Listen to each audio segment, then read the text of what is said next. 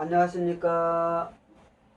이번 31강에 있어서는 1강에서 30강까지 핵심 내용을 총정리하는 시간으로 하겠습니다.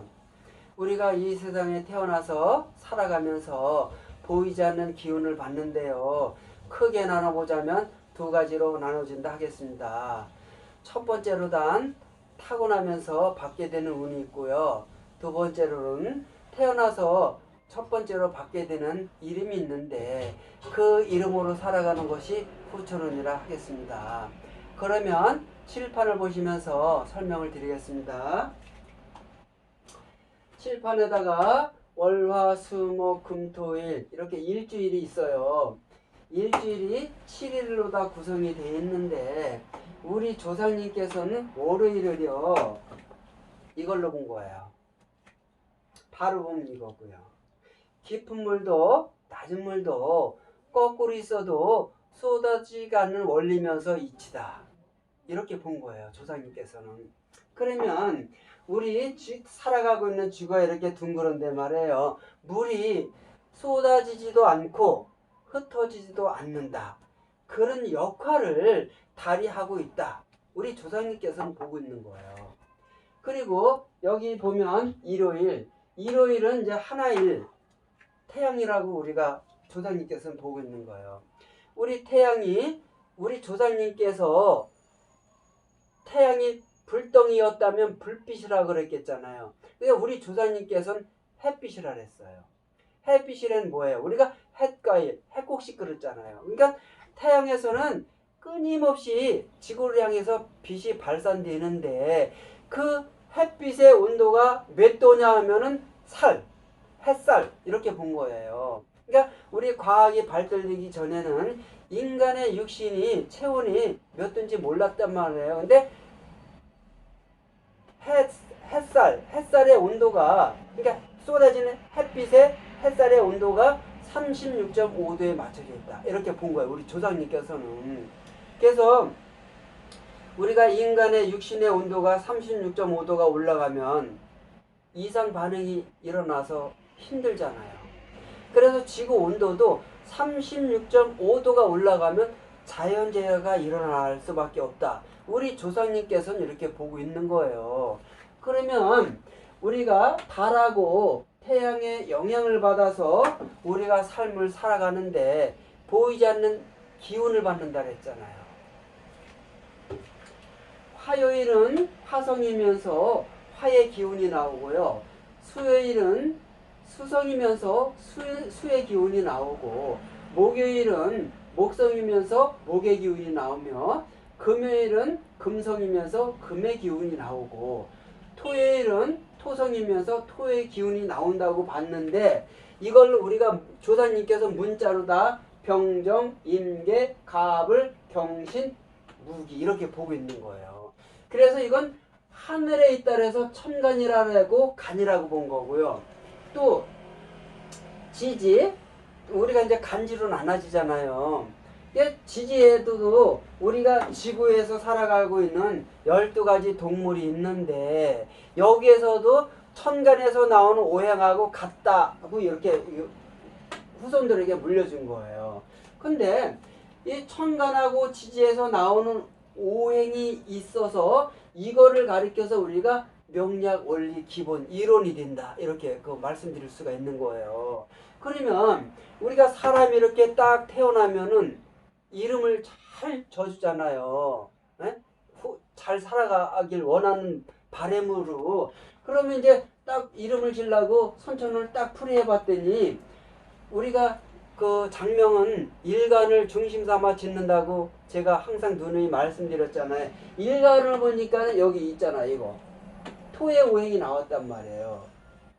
그럼 토의 오행이 나왔는데 토를 중심 삼아서 선천을 분석해 보니까 극설기가 5개 2분의 1개가 나왔단 말이에요. 그러면 생에는 게 3개가 나왔으니까 이 형평이 안 맞잖아요. 균형이. 근데 여기에서 이제 공자님 말씀이 나와요. 지나치게 많으면 미치지 못한 것과 같다. 과하면 미치지 못한 것과 같다 이렇게 말씀한 거예요. 그래서 공자님께서 이름이 바르면 모든 일이 순조롭다 말씀하셨어요. 이름의 중요성을 공자님께서도 강조하셨단 말이에요. 그러면 여기서 이제 이름을 이제 선천을 딱 분석을 했더니 이렇게 나와서 공자님 말씀을 이제 이렇게 나왔단 말이야. 과유불급의 원칙에 따라서 장명을 해야 되는데, 그러면 이 일주일도 말이에요. 이 전 세계를 다니면서 이 일요일을 분석해 보면, 월화수목 금토일을 분석해 보면 우리나라만 인간이 살아가는 근본이 함축되어 있고 여기서 오행이 나오는 거가 우리나라만 밖에 없어요. 근데 여기에서도 1, 2, 3, 4, 5, 6, 7, 8, 90이 있는데 지구에서 살아가는 인류인들이 공통적으로 쓰는 문자란 말이에요. 근데 여기에서도 대한민국에서만 오행을 도출해서 그 도출된 오행을 가리켜서 삼원오행이라고 명칭을 했고요. 이름을 붙였고 여기에서 도출되는 오행으로다가 장명을 하는 거예요. 그러면 형평이 딱 어긋나서 여기 분석해 보니까 이렇단 말이에요. 그럼 여기 토 일간이잖아요. 그러니까 여기가 극하는 게 많으니까 생하는 게 이렇게 형평이 어긋나니까 이건 이제 여기에 저 뭐를 더 얹어줘야 되잖아요. 균형을 맞춰줘야 되잖아요. 그럼 여기 토니까 이름 짓는 것은 3원 오행이니까 1, 2, 3, 4, 5, 6, 7, 8, 90에서 나오는 오행으로다가 화가 필요하니까 화의 이름을, 화의 기운을 받는 이름으로 해줬단 말이에요. 그러면 이렇게 이름이 잘 됐어. 공자님 말씀대로 이름이 바르면 모든 일이 순조롭다. 그러니까 우리가 태어날 때 이 대통령 자녀로다 태어날 수도 있지만 또 이 거지로다 태어날 수도 있잖아요. 부모가. 근데 어떤 가정에서 태어났어도 이름만 이렇게 균형 있게 잘 지어주면 공자님 말씀처럼 살아가는 거예요. 10대는 공부를 열심히 하고요. 20대는 자기 꿈을 찾고요. 자기 꿈을 찾으면서 배우자를 만나서 결혼을 하는 거란 말이에요. 근데 결혼을 하는데 길알길자 좋은 결혼을 우리가 여기서 일륜지 대사를 했어요. 좋은 결혼을 가리켜서 인간으로 태어나서 일평생 살아가면서 겪게 되는 일 중에서 가장 중요한 게 결혼. 그래서 일륜지 대사 결혼이라고 그런 거예요. 근데 우리가 결혼을 하면 잘 살아야 되는데 그렇지 못한 가정들이 있잖아요. 그럼 이제 그건 나중에 또 설명을 드리고 우리가 결혼하게 되면 아들을 낳잖아요. 여기 있잖아 아들.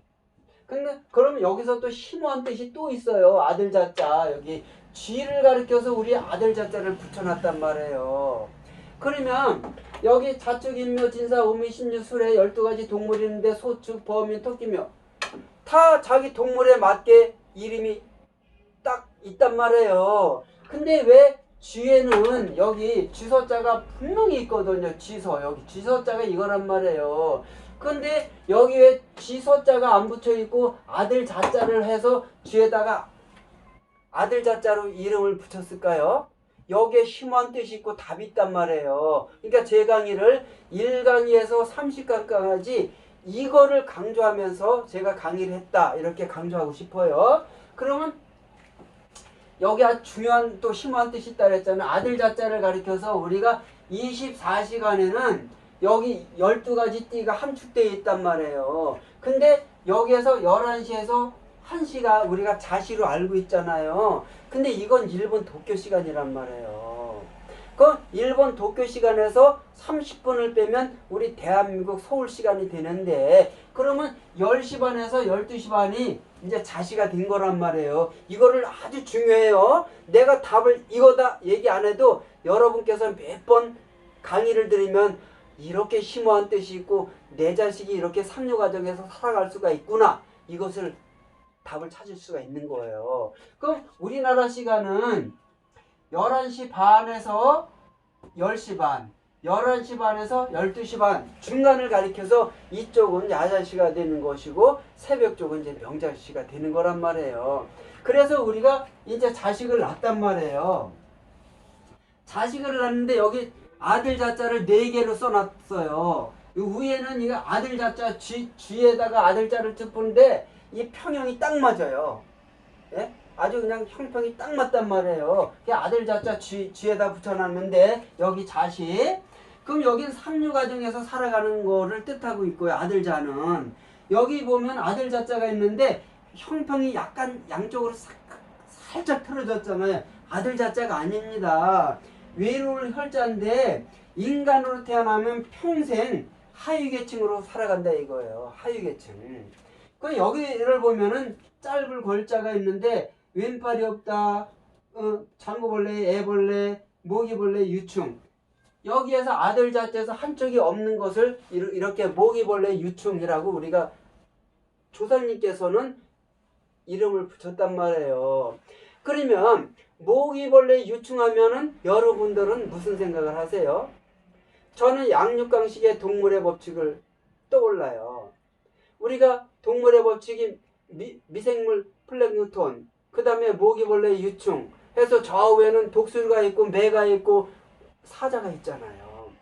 근데 먹이사슬 여기 아들 자자도 먹이사슬 내 자식이 나면 먹이사슬에 있어서 순서가 다 있다 이거예요. 대통령도 있고 장관도 있고 사업자가 있고 뭐 외로운 사람도 있고 자살하고 뭐 사건 사고로 죽어가고 각종 질병으로 단명하고 여기 함축되어 있단 말이에요. 그러면 우리가 살아가는 것은 주의, 민주주의, 법치주의, 자본주의. 우리가 민주주의는 뭐예요? 투표권이 있는 거잖아요. 그러니까 여러분도 선거에 나가서 신분 상승이 이루어질 수도 있잖아요. 대통령이 될 수가 있고 장관도 될 수가 있고 국회의원도 될 수가 있고 지방자치단체장, 시장군수, 구청장, 기초의원도 될 수가 있잖아요.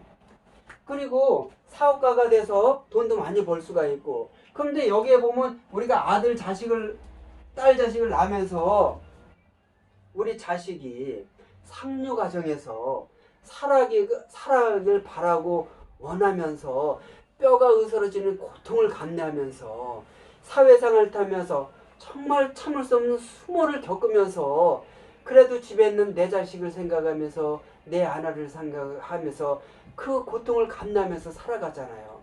그렇게 기른 자식이 상류 가정에서 살아가기를 바라고 원하지 살아가면서 자살하고 평생 외롭게 살아가길 바라면서 자식을 낳는 부모가 있어요? 없어요. 그래서 제가 1강의에서 이 30강까지 해서 핵심 내용을 총정리하는 것은 여러분도 시집가고 장가가서 자식이 상류 가정에서 살아가길 바라고 원하는 마음에서 제가 강의를 하는 거예요. 그래서 제 강의를 여러 차례 들으면 시집장가도 잘 가고 자식이 상류 가정에서 살아갈 수가 있다.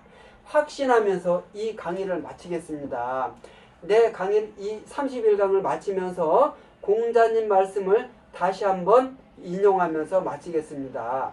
이름이 바르면 모든 일이 순조롭다. 자녀를 낳으면 이름을 잘 장명해 주세요. 오늘 이 시간 마무리 지면서 여러분께 고맙고 감사한 마음으로 다 끝 인사드리겠습니다. 고맙고 감사 올립니다.